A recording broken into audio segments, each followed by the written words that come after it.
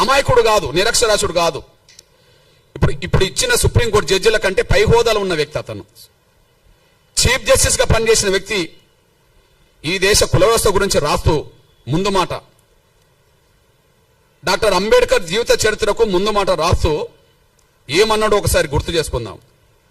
ఆయన మన తెలుగు ప్రముఖుడే, ఉన్నత వర్గాలకు సంబంధించిన వ్యక్తి వెలమ. ఆయన ఏం మాట్లాడిండో చదివినిపిస్తా. హిందూ మతానికి కులతత్వం ఒక వినాశ హేతువు. హిందూ మతానికి కులతత్వం ఒక వినాశ హేతువు.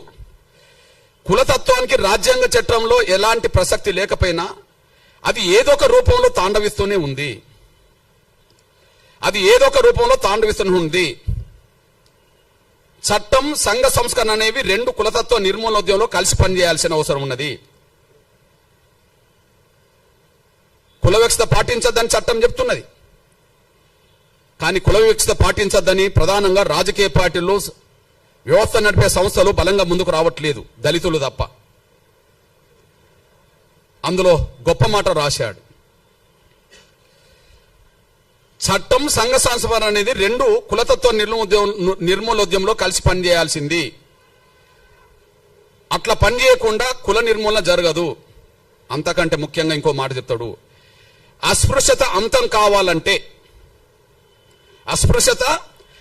కావాలంటే కుల వ్యవస్థను కూకటి వేలతో కూల్చివేయాలి. అస్పృశ్యత అంతం కావాలంటే కుల వ్యవస్థను కూకటి వేలతో కూల్చివేయాలి. ఎందుకంటే అస్పృశ్యతకు కుల వ్యవస్థే మూల కారణం. ఇది నేను రాసింది కాదు. ఇప్పుడు ఇచ్చిన సుప్రీంకోర్టు జడ్జిల కంటే పెద్ద ఆయన చీఫ్ జస్టిస్ హోదాలో 16/4/1968 ఈ ముందు మాట రాశాడు. మళ్ళీ చెప్తున్నా, అస్పృశ్యత అంతం కావాలంటే కుల వ్యవస్థను కూకటి వేలతో కూల్చివేయాలి. ఎందుకంటే అస్పృశ్యత కుల వ్యవస్థనే కారణం. కాబట్టి అస్పృశ్యతను తొలగించాలంటే కుల వ్యవస్థ నిర్మూలన జరగాలి. కాబట్టి కుల వ్యవస్థ రద్దు అయితే పోయేదేంది? కుల వ్యవస్థ ఉండాలని ఎవరు కోరుకుంటుంటే బహిరంగ రావాలి.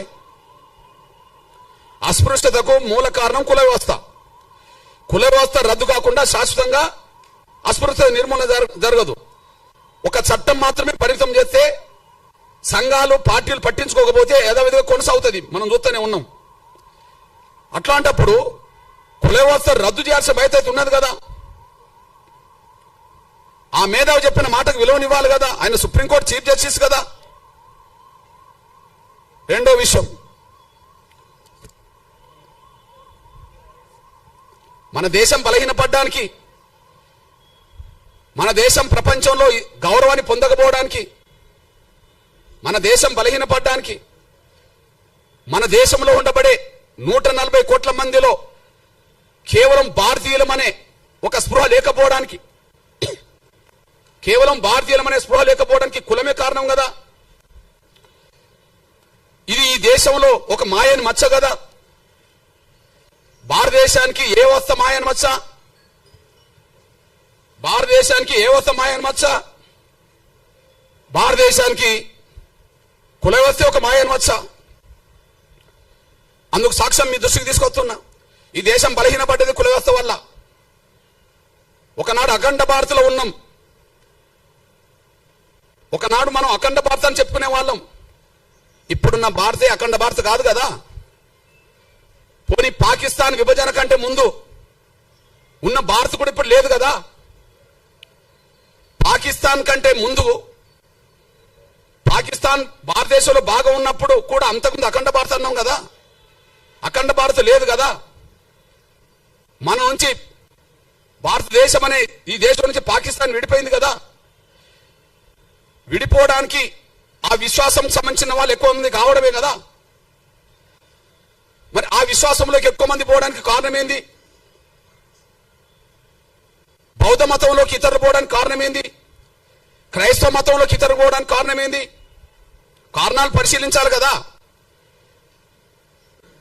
హిందూ ధర్మం, సనాతన ధర్మం పురాతనమైంది కదా.